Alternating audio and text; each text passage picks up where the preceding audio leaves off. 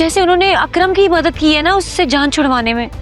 उनको बोलो कि प्लीज मेरी भी मदद कर दे। नहीं, बिल्कुल भी नहीं फिजा, मैं उनसे कोई बात नहीं करूंगी। मैं ऑलरेडी उनसे इतने झूठ बोल चुकी हूँ। प्लीज कुछ करो, तुम्हारे अलावा मेरी कोई मदद नहीं कर सकता। मैं सोच रही हूँ कि मैं फराज साहब से बात करती हूँ। फरासा? वो तुम्हारे ऑफिस वाले? हाँ, वो बहुत अच्छे इन्फ्लुएंशियल फैमिली से हैं। उनका पुलिस या FIA में जरूर कोई लिंक होगा। जो तुम्हें मुनासिब लगता है तुम करो, पर प्लीज थोड़ा जल्दी कर लो। हम मजीद घर में कैद होके नहीं बैठ सकते। मैं कल ही उनसे बात करती हूँ। और फिजा, तुम जल्द अज जल्द शादी करके यहाँ से निकलो, क्योंकि लड़कियों का मासी उनका पीछा कभी नहीं छोड़ता। कल कोर्ट हियरिंग है, मैं जोया से बात कर लूँ। आती हूँ थोड़ी देर में।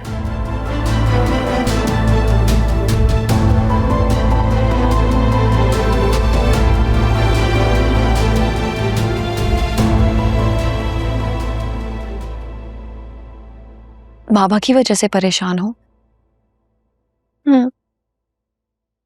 वो ठीक हो जाएंगे, तुम फिक्र मत करो। अगर बाबा को कुछ हो जाता तो मेरा और आयरा का क्या होता? जोया, हम सब तुम्हारे साथ हैं, तुम क्यों परेशान हो रही हो? सॉरी, मैं ना तुम्हें इस वक्त सेल्फिश लग रही हूँ, लेकिन एक यही वजह थी जो असफर से दूर ना करने पर मजबूर करती थी मुझे। जोया, हमेशा तो कोई भी इस दुनिया में जिंदा नहीं रहने वाला। आज हम हैं, कल नहीं होंगे। लेकिन तुम खुद को बाबा पर डिपेंडेंट मत होने दो। तुम खुद क्यों नहीं कुछ कर लेती? मैं क्या करूंगी, मेरे पास तो तालीम भी नहीं है। कुछ करने के लिए तालीम का होना जरूरी नहीं है, बल्कि इंसान में जज्बा होना चाहिए। और तालीम नहीं है तो क्या हुआ, हुनर तो है ना। तुम कपड़े सी सकती हो, तुम खाना बना सकती हो, और साथ साथ तुम यूनिवर्सिटी में एडमिशन ले लो, ग्रेजुएशन कर लो। ये सब कुछ ना मैं सोच चुकी, लेकिन मुझे लगता ही नहीं कि मैं कुछ कर पाऊंगी। जोया, तुम खुद पर बोझ मत डालो। हर चीज का एक वक्त होता है, वक्त आएगा तो हिम्मत भी आ जाएगी।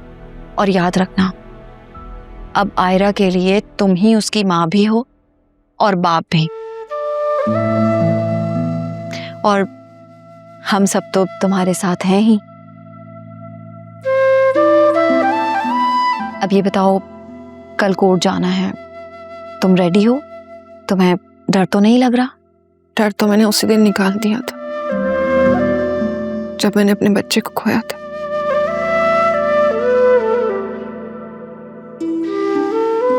सोया, जो चला गया उसके लिए क्या रोना, लेकिन जो है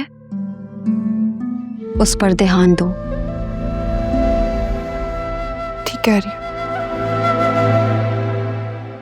चलो अब मैं चलती हूँ, काफी लेट हो गया है। मेरी सास को ना मेरी फिक्र होने लग जाएगी। आ जाओ। चलो मैं तुम्हें छोड़ के आती।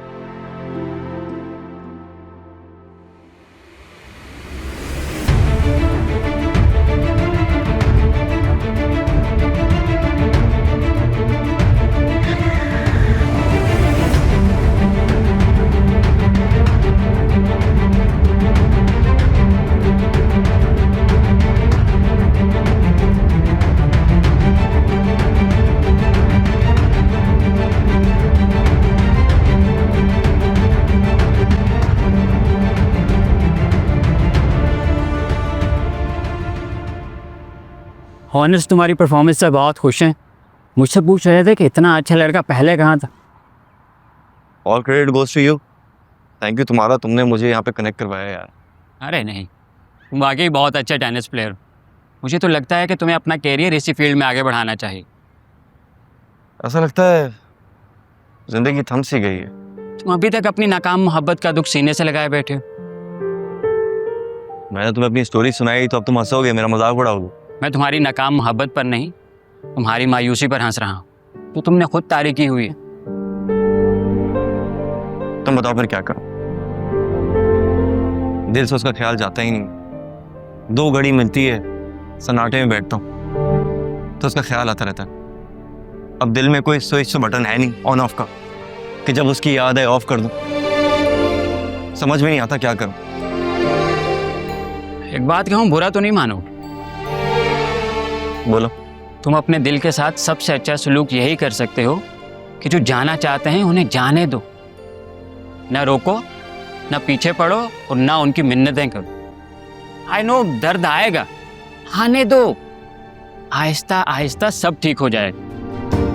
पता है, जब हम किसी को मजबूर करना छोड़ देते हैं कि वो हमें पसंद करे या फिर हमारे साथ रहे, तो हमारे दिल में उनके लिए जगह खुद ब खुद बनने शुरू हो जाती है जो दिल से हमारे होते हैं।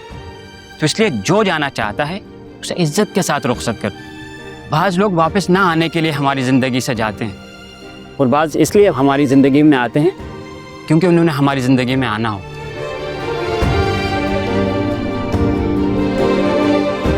कहना बहुत आसान है, करना उतना ही मुश्किल। हाँ, मुश्किल तो है लेकिन नामुमकिन नहीं। तुम एक काम करो, तुम शादी करो। शादी से बड़ी डिस्ट्रैक्शन इस दुनिया में कोई नहीं। चलो चल। हाँ ना, मैंने तो अल्लाह का शुक्र अदा किया है ये सब कुछ देख। हयात साहब, कभी तो अपने फोन की जान छोड़ दिया करें। हम लोग बातें कर रहे हैं, आप सुन ही नहीं रहे। अच्छा, अरे आ जाओ आ जाओ। तुम क्यों रुक गई वहां? तुम तो ऐसे रुक गई जैसे यहाँ कोई तुम्हारा दुश्मन बैठा हुआ हो। अस्सलाम वालेकुम। आलिया, तुम कब आई? और अंकल की तबीयत कैसी है? जी जी, अल्लाह का शुक्र है, पहले से काफी बेहतर है बाबा।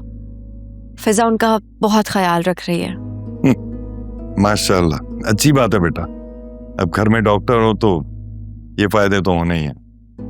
मेरी भी बड़ी ख्वाहिश थी कि ज़ुनैरा या अकरम में से कोई जो है वो डॉक्टर बने, लेकिन आसे के अलावा दोनों निकम्मे हैं बेटा।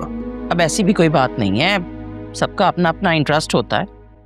खैर, मैं बेटा किस दिन चक्कर लगाऊंगा उनकी तरफ। हाँ भाई, हो आइएगा, वरना बाद में ये बुराई आ जाती है कि समझाने में से किसी ने पूछा नहीं। और तुम भी ना असलम साहब से कहो जरा एक ड्राइवर ही रख लें। अब 1.5 साल में 2 एक्सीडेंट करा के बैठ गए हैं वो भी। जी अंकल, आप जरूर आइएगा, बाबा को बहुत खुशी होगी। जी जी, अंदाजा है मुझे बेटा। बल्कि हाँ, आप भी बहुत खुश होगे क्योंकि आज हम सब बहुत खुश हैं। अकरम का रिश्ता तय करने हम लोग। माशाल्लाह, आप सबको बहुत बहुत मुबारक हो। हाँ भाई, मुबारक वाली बात तो है। हम सब तो बहुत खुश हैं। हम सब ने मिलकर जाना है वहाँ, और तुमने खास चलना है हम सब के साथ। ऐसे मौकों पर बड़ी बहू का होना बहुत जरूरी होता है। जी जी जरूर, मैं चलूंगी। ठीक है बेटा, जाओ आप आराम करो। जी, बस मैं चेंज करके आती हूँ। अरे ऐसे देखा तुमने? उन्होंने झूठे मुंह कहा जाने को और वो सच्चे मुंह चल दी। मुझे लगता है तुम्हारी बीवी को ना अकरम के रिश्ते वाली बात जरा अच्छी नहीं लगी। वो तो चाहती थी कि मेरे बच्चों की जिंदगी के सारे फैसले अपने हाथ में ले ले, खुद करे, लेकिन मैं ऐसा होने नहीं दूंगी हरगिज़। मम्मी, आप बात को ख्वामखा एग्जैजरेट कर रही हैं। ऐसा भी कुछ नहीं है। मैं एग्जैजरेट कर रही हूँ? मैं जी, कसम खा के कह सकती हूँ कि तुम्हारी बीवी को अकरम की गर्लफ्रेंड के बारे में सब कुछ मालूम है, और अंदाज तो तुम्हारे भी यही बता रहे हैं। तुम हमें बता नहीं रहे हो, लेकिन तुम्हें भी कुछ ना कुछ मालूम है। ये क्या बात है? अब मैं कहाँ से बीच में आ गया? सवाल ये पैदा होता है कि ये मौजूद दोबारा कहाँ से आ गया। क्यों थोड़े अरसे बाद, हर थोड़े अरसे बाद ये बहस छिड़ जाती है। माफ कर दो, छोड़ दो। अब तो रिश्ता तय होने जा रहा है करम का। जाओ बेटा, जाओ अपने रूम में आराम करो।